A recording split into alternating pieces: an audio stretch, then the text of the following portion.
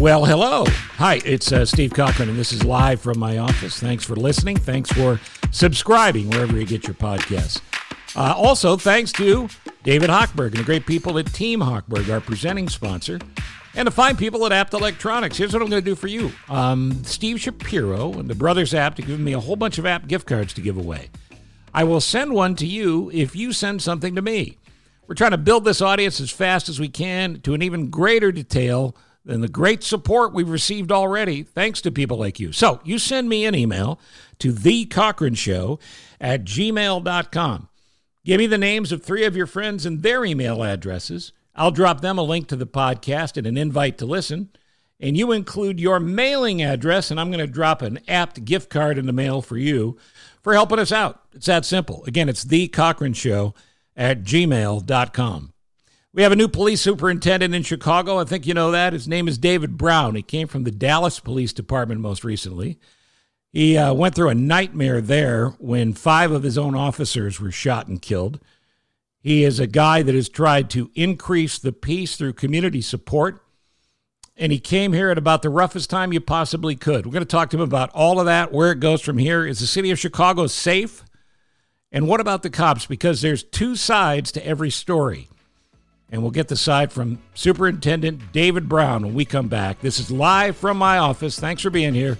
I'm Steve Cochran, and we're back after this. It is always a great deal of thanks that we owe to David Hochberg and Team Hochberg for being the primary sponsors, the presenting sponsors of Live from my office. Mr. Hochberg joins me now. Hello, David. Hey, Steve. How are you? I'm doing fine, and I understand you're busier than ever. Yeah, it's rates are still at record lows, and it's bananas. Yeah, it's crazy. Yeah, it really is bananas. We just quoted a 75-year-old couple in Indiana. We did a cash out refinance, cleaned up all their debt, paid off like 40, 50 grand worth of debt 6-7 months ago, and they're at the point where you're able to refinance them again. You have to wait 180 days before you can refinance them. Their credit scores are up 80 points, and we're going to save them another, I think, $250 a month. They elected to roll their costs in, and we got them a rate of like 3%. So on a 30, it's insane. That's bananas. Absolutely. Yeah, I mean, it's great. It's great. It's great that all the listeners are able to take advantage of these low rates, because the 2 quickest ways to get money back in the economy, Steve, number 1, federal government dropping money right into your checking account. There's none faster than that.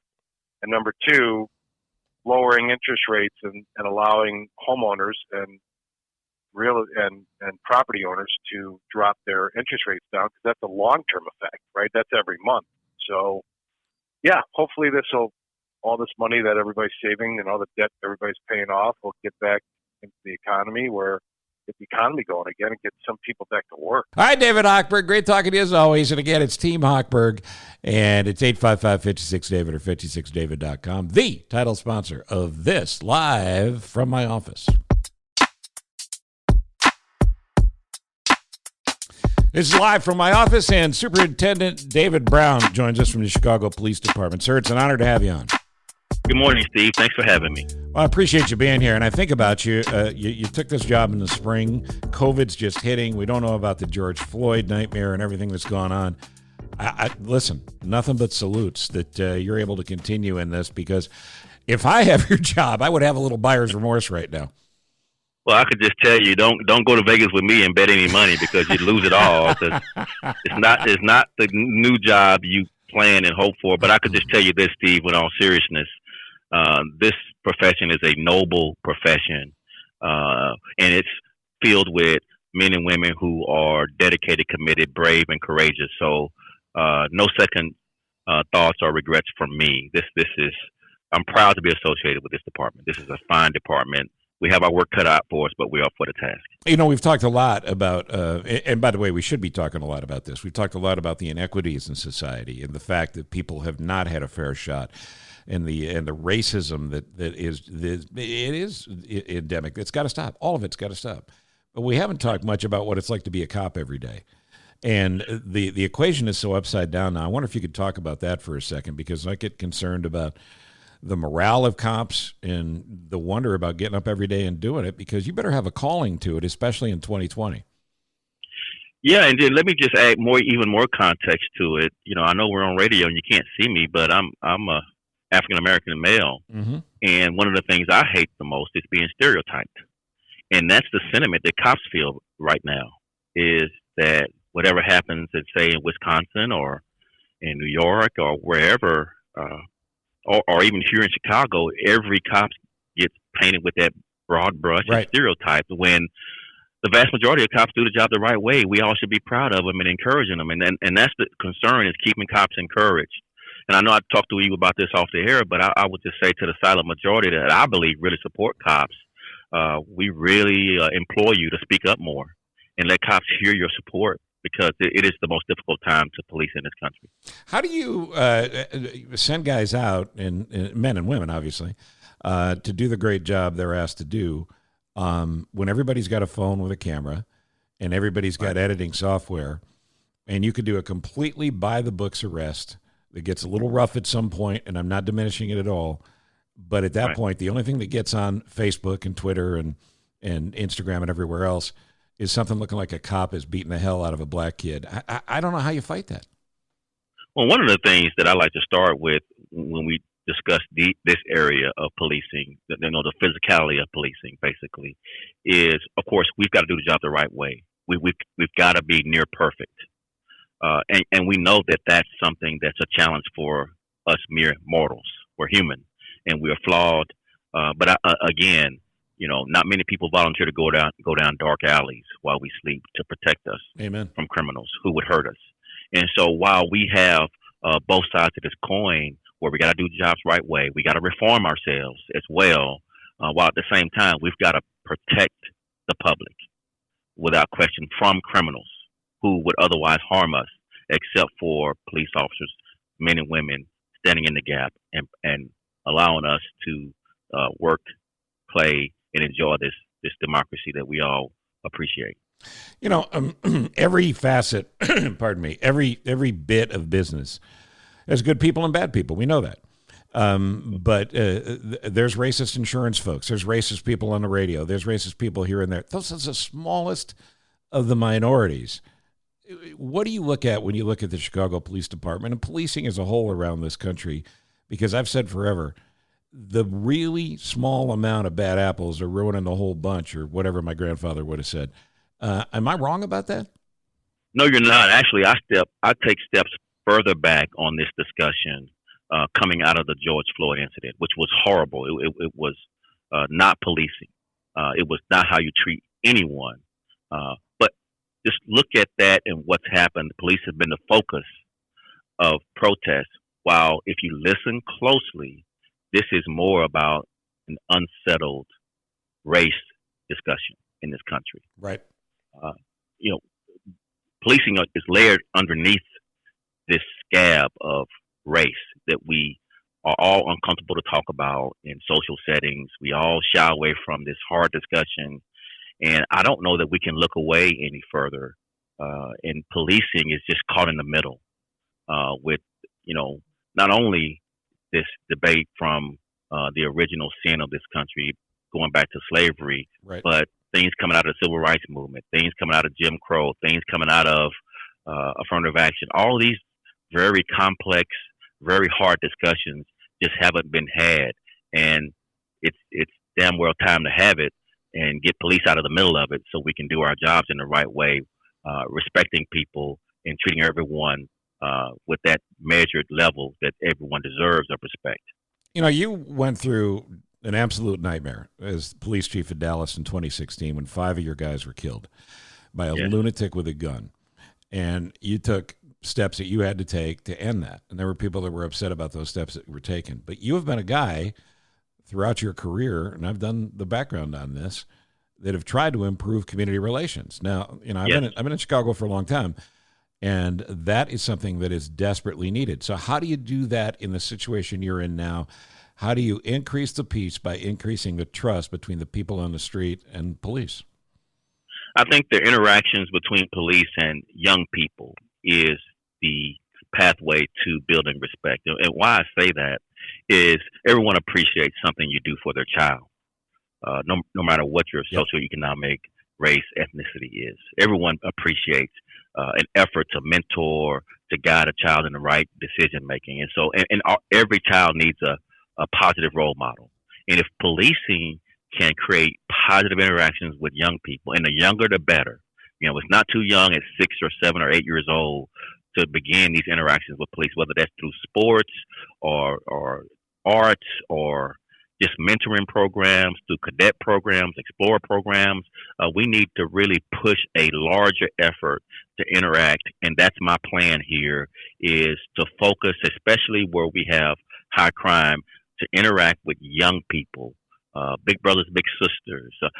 Every program you could think of, Police Athletic League, we need to really push our interactions in a positive way. I know it doesn't sound or look like policing, but it is policing, to interact with young people, to build those strong relationships with the community. A young person brings their mother, father, aunts, uncles, cousins to the table in a positive setting with police. And so we need to push those interactions. Yeah, I'm glad you said that too, because I've known a lot of cops in my life, and I've never met a cop who said, I can't wait to get up tomorrow and go have a fight with somebody, to go have an ugly arrest, to go do this, to go do that. A great day for a cop is going home safe to his or her family, and to say, I met a kid today you wouldn't believe. This kid is going to be something else. He's in the neighborhoods and he's great. That's a good day for a cop. It really is. And really, you think about fights. A fight with a cop is a life and death issue because we have this gun on our hip. Right. And so you can't lose a fight because you can't lose your gun. Right. If you lose your gun, you might lose your life. Right. And so we at all costs try to de-escalate every circumstance we get in. Fighting people is a last resort. Using our gun is at a very last resort because, again, who knows how that might turn out. We could end up losing our life and not being able to raise our families or be there to support our families. So it is not something a cop wakes up in the morning wanting to do, because who knows the outcome of a physical interaction with a person. Cops could very well lose those fights. Everybody thinks they have the answer because they see it on video now, and I'm talking about both sides of the argument. What you see on Facebook or Twitter or what somebody shot on their phone is not the full story. That's a battle for you guys as well, because you have laws you have to live within. When there's an investigation that has to go on, those things don't happen overnight, but people want instant answers. Is the police community at large talking about how to deal with that? I think one of the things we can emphasize, especially, this point of rushing to judgment when you see a video clip or you hear about an incident, on whether the cop was right or wrong, or whether this was unjust, or whether this was a murder, is put yourself in that situation. And do you want the law to be applied to you fairly and honestly? That is the complaint here, is that our criminal justice system is not fair to people of color.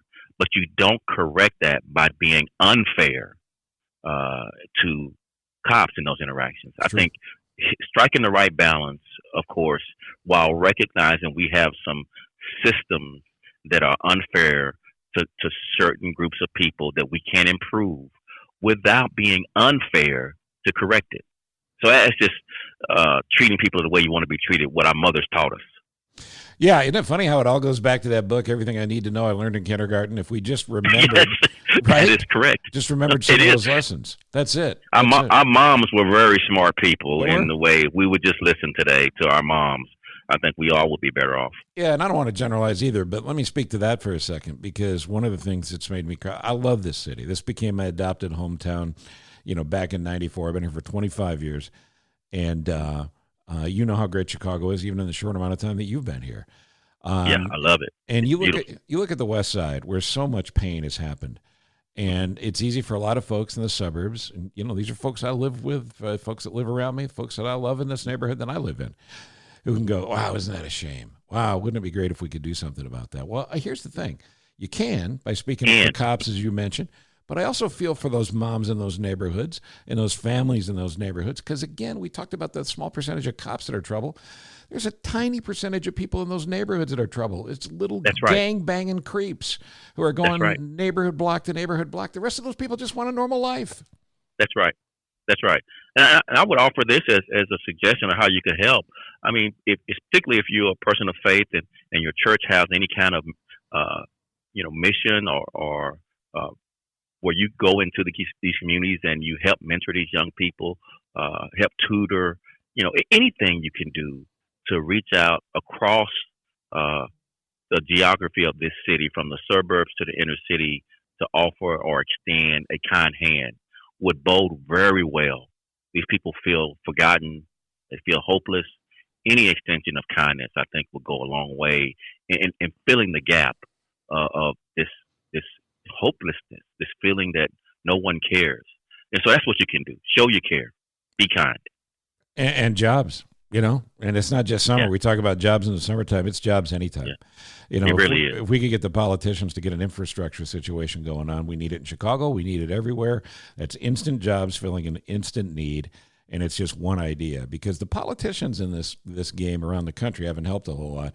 How would you, I don't know, grade is the right word, but how's your relationship with Mayor Lightfoot? Really good. The federal prosecutor side of Mayor Lightfoot attracted me to this job, and I've been impressed that she hadn't signed on to the defund the police movement. She's been staunch against defunding the police. She obviously is the mayor of the whole city and has many various constituencies that she has to speak to, but I've really been impressed by her pushing back against the defund the police movement. So that's impressive. And she's very supportive on the prosecution side of criminals and our efforts to try to get violent criminals better consequences in the criminal justice system, where they serve more time, where they're not bailed and bonded out, especially murderers and robbers. I mean, you just can't live in a world where murderers get put on ankle monitoring. So the mayor's been very supportive in all those avenues. So, so far, the mayor and I have been on the same page. I've been impressed. It's what attracted me to apply for this job, and we're pushing the ball up a hill. We've been really, really aggressive at doing our job the right way, enforcing the law. And this defund the police thing, again, these are my words, not yours, is just dumb. I'm sorry, but you talk about defund the police. It's this blanket term that's now taken over, and words like community policing are thrown out. Well, God bless you, but if you think you can do the job that extensive training and years of experience takes to take on people who are in the worst states of their life for a number of reasons, I'd like to see it happen and see it successfully when it's not on a TV show. It's a career and it's a skill. It's not something where you go, okay, now we're going to take it over in the community. That's crazy. Right. And I would say, Exhibit A is Portland and Seattle. Right. Is that what we want in our cities? This total anarchy and chaos. That's just not America. That's not the country any of us expect to live in. So I would say defund the police. Maybe that's a discussion you want to have, whatever it means, but replace it with what should be the more prominent part of the debate. What are you replacing police officers with? And does that mean other cities are like Portland? And I opt out of Portland. I do. Well, and here's the thing. If you believe in that point of discussion that we just had, you got an election day coming up on November 3rd, and wherever you're listening around the country, think about that before you vote for somebody. Think about where they stand, not to just have an easy political answer to prove to a few people that maybe they're on their side, but people who really believe in the conviction that cops matter and great policing matters, and get behind it.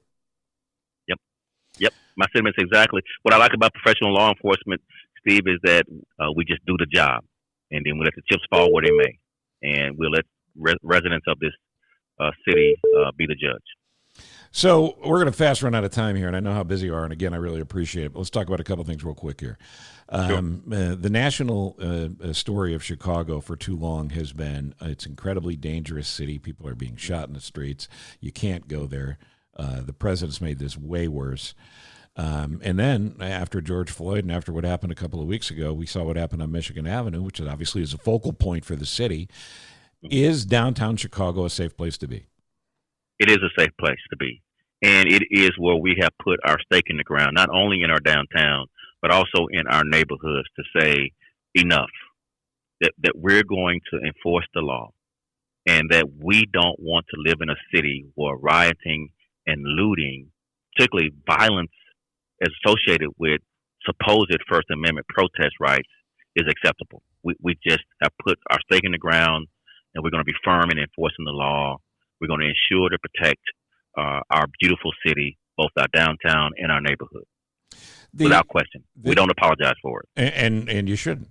The situation that happened on that night where a Facebook thing blew up after a bunch of lies went up on Facebook and things got out of hand very quickly.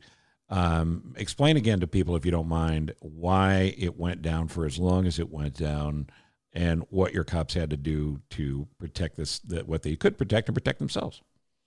Right. So there was a shooting in our Inglewood neighborhood, which is on the south side of Chicago, involving a suspect who shot at a Chicago police officer. Chicago police officer returned fire, wounding the suspect, and the suspect is doing okay in the hospital and being charged with shooting at the police officer. Soon thereafter, false rumors spread that the officer had shot an unarmed 15-year-old, which was completely false. This young man was 20-something years old with a criminal history and had a gun and shot at us. We recovered the gun. So the rumor was false. It stirred up the neighborhood thinking that this was true. Soon thereafter, there was a social media posting of "Let's go loot downtown," and caravans of cars within 15 minutes all headed toward downtown. We had a contingent of officers that were downtown prepared to deal with the looters, and we sent an additional 700 officers downtown to deal with the looters once we got this social media post. We arrested over 100 looters. Since the looting, we've filed felony charges on some of that 100, and we've identified through a task force we put together to look at every video from cameras downtown to identify looters. And every day we solve another looting suspect and get them brought to justice. And so if you escaped, we're coming after you. We're going to identify you and we're going to bring you to justice, and we're going to be relentless in making sure every looter has criminal charges filed on them and are brought to justice. And that's the upside of the cameras. Now, this is where we need this community involvement that you spoke about and also spoke about at a press conference. You said, look, I'm the only one standing up here. I need people up here with me are going to do the same thing. Yes. So this no snitch policy, which I feel like has gotten better over the years, maybe until this summer, people can call an anonymous tip in. People can say, hey, I know that picture of that person. They don't have to put themselves in harm's way, right? Yes. You can go to our website, or you can go to our tip line, Chicago PD tip.org, .com, and give an anonymous tip. People have come forward more this in the recent weeks to solve not only murders, but to also identify looters on our website. So it's encouraging, better late than never, but we need to continue to bring every person that looted to justice, because that is going to discourage future looting or people that think they can get away with it. That this idea I can loot and get away with it needs to go away. We need to hold everyone accountable, not just the 100 people that we arrested, but others who escaped that night that are caught on camera. And again, Election Day is coming up. We need criminal justice reform, as you said, to make sure we're not turning crooks back out in the street the next day. We need cooperation with Indiana to stop running guns over the border. We need help from other people as well. But, look, you and I are about the same age. You're an African-American. I'm a white guy, and we agree on a lot of things just based on this conversation. Yeah. So it's not about Steve, color. I guess you're just my brother from another mother, brother. That's it. But you know what I'm saying, man? It's not about what color you are. I grew up with a bunch of poor white folks.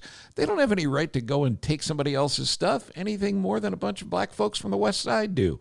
You can't. There's some universal truths. You can't steal other people's things. Let's start there. And two wrongs don't make a right. Exactly. As wrong as any issue you're identifying, doing wrong to correct that is not the appropriate step to take. It's just not. Two wrongs never made a right. An eye for an eye makes us both blind. So let's convene around things we agree on and improve the system in a way that respects both sides. Appreciate very much the time, because, again, I know how busy you are. I hope we can do it again, but stay safe. Pray for your people every day, and thanks for being out there. I appreciate it, Steve. Thank you. Take care.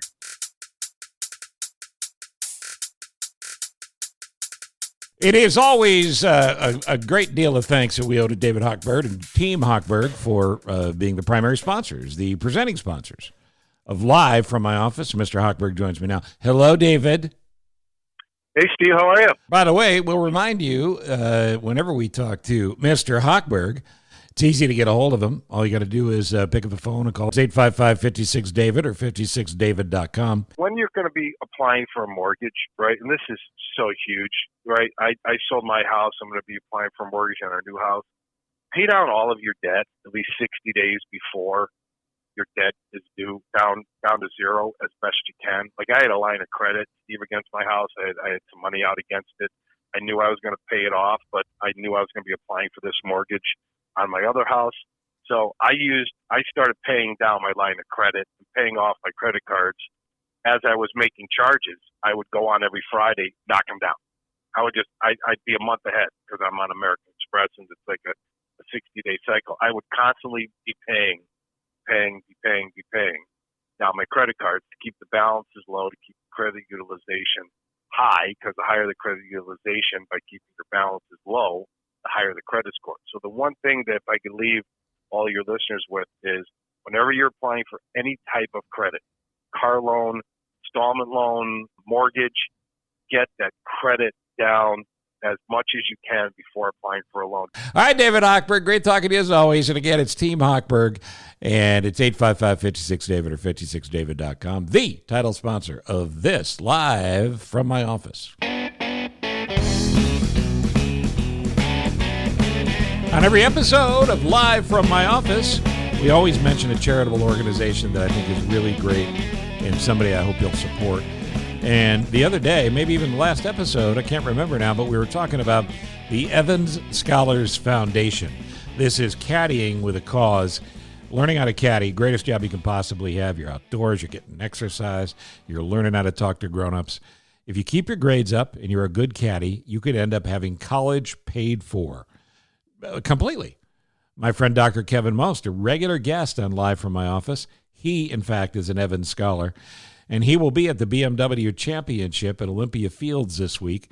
None of us can be there, obviously, because of coronavirus. But he'll be there as the PGA's tour doctor this week.